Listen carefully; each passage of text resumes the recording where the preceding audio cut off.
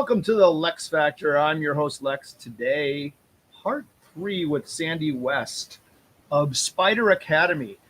I'm not going to say anything because we're going to get right into it. She's got an exciting one for you today, so stay tuned after the bell.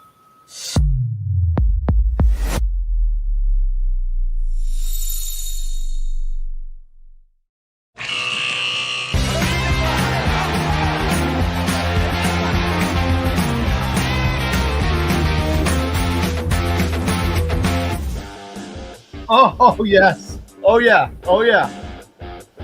You remember these days, right? Heck yeah. Love them. Me 80s too. were the best. Note to self, I keep meaning to tell Max to turn that volume up at the end of it. We want to we want to fade in, not fade out. We want some headbanging music before it all goes away. Yeah, make it louder. So how are you? Good to see you. Part 3. This is our 3rd episode with Spider Academy. You ready? I'm ready. It's good to see you. Good to see you too. You can get parts 1 and 2 on the hub.tradier.com. Don't forget about that. Sandi West. Quick bio on Sandi, real quick, because I know they're on parts 1 and 2 a little bit. So just give us the flyover real quick. So I grew up in upstate New York, Lake George, moved to Chicago when I was 19, started working on the trading floors at the Mercantile Exchange, started in the Euros, down in the S&Ps, and off the floor into equities, and then eventually Forex. So lots of experience on and off the floor, a few, about 8 licenses in the background, and I don't know, just I love it. I love it. Yeah. Awesome. All right, what are we talking about today? What's part 3 have in store for us? I know we have slides we're going to go to in a second. Tell us a little bit real quick, and we'll jump to the slides. How's that sound? Yeah, so like parts 1 and 2, 1 was like kind of a little bit about me, and then 2 was the dividends, and so having income from dividends, investing in that. Yep. And now we're going to jump into a little bit more like day trading or swing trading. And we're going to talk about the futures and high probability trade setups. So this is a little bit more active trading. Okay. So, and you mentioned day trading, right? Yes. Okay. So you could do maybe a couple trades a day or more, depending on what your style of trading is. Yeah. So just so viewers understand, and the only reason I say this is we do have some beginners, and I want to make sure they understand what day trading is. So day trading, right, is you open a position today, some point today, and you close it some point today, right? You don't go home with something, hence the day trading moniker. Swing trading, a little bit longer, right? It can be, what do you think the longest term for a swing trade is? Maybe a week at the most, a few days kind of thing? Yeah. Yeah, a couple of days, for sure. And then beyond that, when you get into weeks and 30 days and all that stuff, now all of a sudden you're kind of a position sort of trader, right? So you're establishing positions. And then anything way out there and long term is more of an investor, I'd say, right? Yeah, it's the difference between investing and trading, I guess. I mean, it's all of it. Yeah. Okay. All right, day trading. We're going to get into it. Should we go to the slides? Yeah, let's do it. Let's see her. Sandi goes, let's go to the slides. Let's go to the slides. Yes. So, all right, what do we got? This is, so we have 3 different classes, right? We have the dividend masterclass, and then we have the futures masterclass, and lastly, we'll go over options masterclass, but that'll be the next show. Okay. So today, we're talking about the futures masterclass and the different technical indicators that we offer to help you identify the highest probability trade setup so you can have a winning trade. Okay. Love that idea. So we can, this is kind of what it looks like, all together. There's a nice picture of it, but we're going to break it down and talk about the different components that you see in this picture. Okay. So if we go to the next slide, we are going to go over the RSI and the VWAP and the MAVW, the signal line, the Spider 7 tracker. We're going to go over a bunch of stuff today, but it shouldn't take too long. Okay. For the relative strength index. Okay. So this indicator generally sort of shows overbought and oversold kind of territory, right? More or less. Yes. So it's a leading indicator. So you have different types of indicators. This one's a leading indicator. There's another one that's a lagging indicator. We'll go over that one next. Okay. So this is a leading indicator, and it helps to predict market movements. So it's reacting quickly to price changes. Got it. All right. And it'll tell you when you're overbought. So when the RSI is above 70, it's going to indicate that the market is overbought and is possibly going to turn and go the other direction. Okay. Right? So, and then if it's oversold, if it's under 30, then it's considered oversold. So you guys use 70 and 30. I've seen people use 80 and 20 even. Have you seen that before? Yep. Okay. Okay. Yep. So this is a momentum indicator. So it's going to help you identify the overbought and oversold conditions, and also the strength, right? It says it in the title, relative strength index. It's a momentum. So as it's going, if it starts to turn, then it's losing. So if it's going up and it starts to lose momentum or strength, it'll start to turn. So it's showing you those pivots, and it's helping you kind of like predict the future of what's about to happen. Got it. And have you ever seen episodes of uncanny overbought situation? It just stays overbought for a long time. Yeah, if it's got still like good, some strength and some momentum, and it's riding that line, riding the VWAP and riding the MAVW, but it's not like spiking. It can go. It just continue to go, and it also depends on like your, the time frame that you're in. But in choppy markets, this thing is going to be. It's not going to be the only indicator you want. It's not going to work. Okay. In choppy markets, you're going to lose your marbles with just this indicator. So, so you want to use it with other types of indicators. Okay, good. I've said I've lost my marbles many times before, so yes. I'm using them on a daily basis. Sometimes. There you go. Okay. So this is an example of a oversold market. Mm-hmm. So you see the market going 30. down. And, Yep. Below 30. And so you can see that dip is indicating that it is, oversold and might be turning and going back to the upside. And would you jump in here, you think, or not yet? There's too many other things that have to go on before you make a trade, right? Yeah. So we have a couple other indicators. This is going to be something that you're going to be looking at like first. But we have some other indicators that are going to look to confirm what it is that you're looking at. Got it. Okay. So that typically in an RSI, there's only like one line, but you see that we have two. So that is something that is proprietary that we slipped in there. Okay. Don't talk about it. It's proprietary. Yeah. We'll maybe talk about it later. So next slide, just another example. This one shows you an overbought. Yep.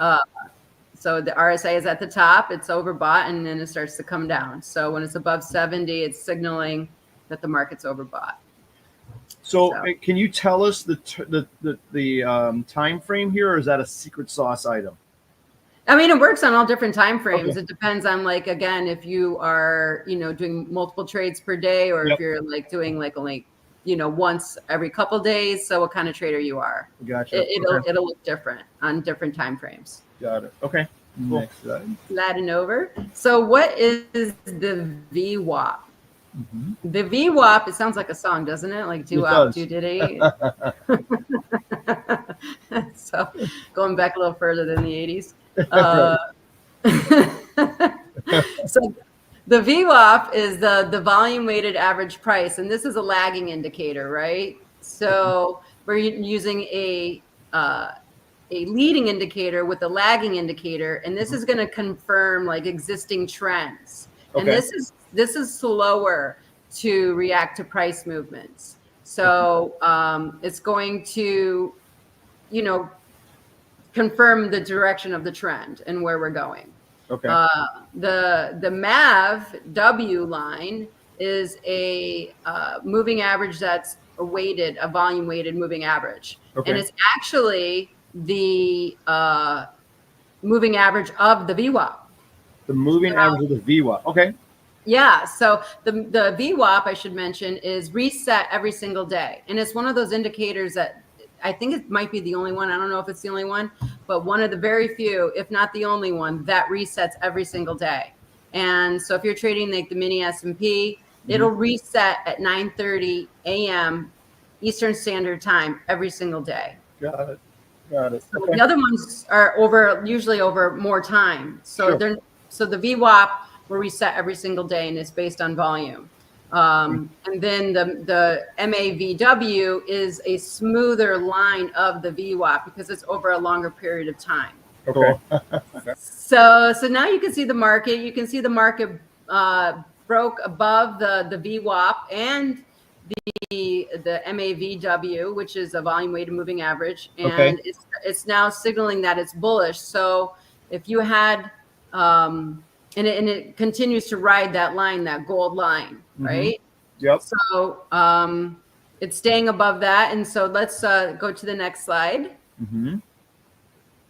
And now you can see here how the RSI, the VWAP, and the MAVW all kind of work together. Okay. So, I'm trying to look quickly here. So, okay, I see it. Go ahead. So you can see that the market is showing that the market is oversold and that it's going to reverse. So the first thing, you look at the RSI down below and you see that it's below. I believe it's 20. I'm like, I can't really see my own slide. It's a little small. Okay. And anyways, and then you see that the market starts to break above the VWAP and the MAVW and continues higher. Okay. So this is how the RSI, the VWAP, and the MAVW work together. And this is just an example of showing another bearish or a bearish move where the market is breaking below the VWAP, the MAVW, and the RSI is overbought. So this is just showing it on the opposite side of it. So this is this here, when you get the leading indicator in the RSI, we get an overbought situation. Then we want to confirm with MAVW and VWAP, and we start seeing price action underneath those two. All of a sudden, a lot of bearishness coming in, right? Yep. And you might want to make a trade at this point. So yeah, if you were long and this starts to happen, you might want to get out, right? It's gotten to an overbought position. So this could be an exit for a long position, or a reversal, and you could go short, right? You can go long or short in the futures. Okay. I want to mention that VWAP screener. So when you're looking on your chart, you'll see it'll say bearish or bullish. So you can just without having to look at the line or wondering what it is, it says it right there, bearish or bullish. Okay, so it'll indicate to you in clear English what the heck's going on. It will. Perfect. We try to make it easy because trading is not easy. I know. I don't want to think too hard here. Just tell me when, and I can make it happen. Exactly, right? Just give me the highest probability of me making a win in trade, and I'll hit that button. Perfect. All right. So now we have the bands coming in, right? Those the red and yellow and green bands. Yep. And the signal line. So one more indicator, the signal line. The signal line is confirming it's the kind of final confirmation tool of what it is that you're looking at, right? And that's the green line, right?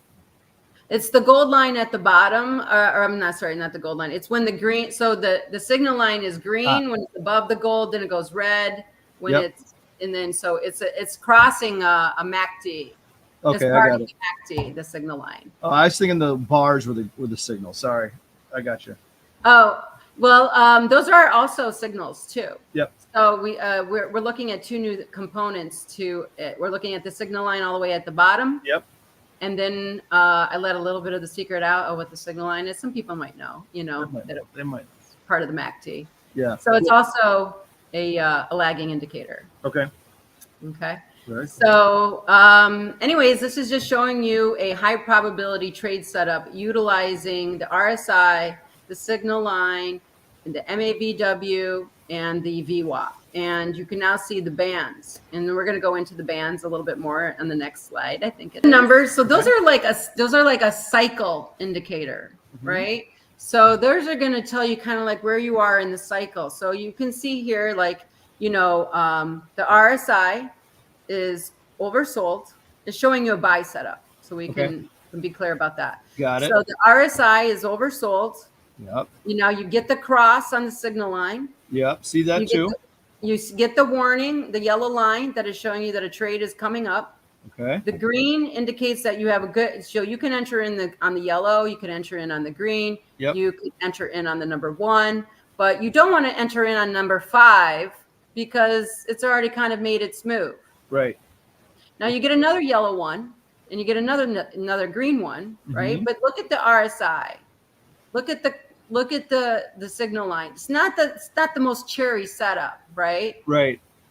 Does it look like it does work out, but Yep. but sometimes it's not going to. So you want to Yeah. you want to see where it is in its cycle, so you can see how it come down. It hit it shows you the red line. So you can't really see what's going on before, but what we're trying to show is more of a bullish buy setup here. Got So it. that very first yellow and green line with the number 1, with the cross and the RSI, all those things aligning and confirming each other is the high probability trade setup. Got it. So Got it. Okay, cool. I love Yeah. it. Very Yeah. cool. Easy to understand. yeah, I think it's pretty easy. Yeah. There's a lot to, and you have the screener on the side is showing you bullish, it's showing you where the VWAP is at, and where it's trading, it's showing you where the RSI is, it's showing you is the signal line in an uptrend or a downtrend. So Yep. you're not sitting there just like looking at lines and you're like, oh my Sure. God, where did it cross? What are we looking at here? It Right. says it right there for you. Right there. So this is all part of the package when you subscribe to the Spider Academy. Yep, and we go over this. We unpack this thing in much more detail. I'm Yep. kind of just giving you a breeze over Sure. of the tool and what we would go over if you were to, enroll and come Sure. to the And academy and learn more. And if you enrolled, do you ever have like live trading rooms where people can you can talk about it, say, I'm going to enter here, and maybe if they decide they want to do that, they jump into, or do you do any of that sort of thing, or not so much? We've discussed that, and I'd like to do that. I'm not doing it currently. We're not doing it currently, but it's something for sure that I think could be good. To see it live, to be together with the other traders. Yeah, oh, that's cool. So we're working towards that for sure. Okay. And there you are. This is how to become successful. So this is what you get if you sign up for Spider 7. Yes. Okay. Tell me about it. What does this mean? So we have weekly meetups to kind of talk about some of the signals that were generated, and like it has to do with also the dividend class, right? What ETFs are we in? What was the dividend payout? What, are those underlying markets of those ETFs? What are they doing? That kind of stuff. So we go over lots of different things. We have how-to videos. We explain how to, apply the Spider 7 tracker, build your portfolio. So, I want to mention this tool that we have right here for the futures class. You can use it on like the SPX. You can use it on equities. It's not just for futures. Okay. Got it. Very cool.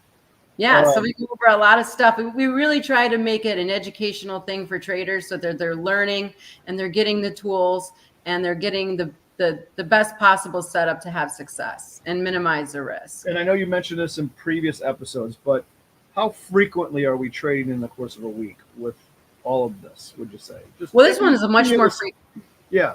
Yeah, this one's much more frequent. So you're going to, you might log on, in the morning, you're getting ready and you want to push the button. I know I do. I always do. But you know what?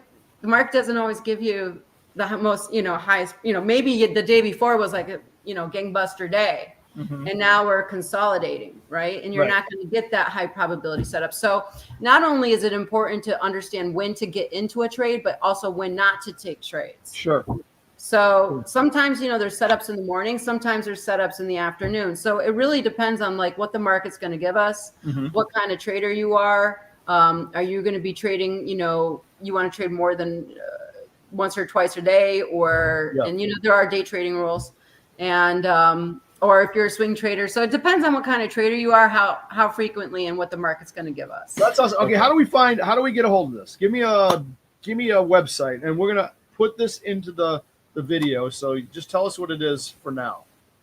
So we have a website called the Spider Academy, which is SPDR Academy.com. Okay. and you can come there and you can enroll and you can see the different master classes we offer. And Okay. I suggest you go and check it out. All right. I'm going to check it out. I'm going to come in as Lex. Okay. See if you recognize me. see if you know it's me. Okay. That sounds good. All right. And we're going to be doing episode 4 too, right? Yep. So there's another episode, which is the options master class, which, you know, that's your specialty. That's my favorite. I'm going to have a lot of questions for the options master class. Oh my gosh, I'm scared because I'm sure you'd knock my socks off. No, like way more. please. You were at the Board of Options Exchange. You were Yeah. at the CBOE. That's what I was. Yep. Yelling and screaming back in the day. Yeah, it was fun. It was a good time. I loved it. Awesome. Yeah. All right, good, Sandy. That was terrific. I love it. This is easy to understand. I like easy to understand. So that's okay. We'll see you next time. All right. Go.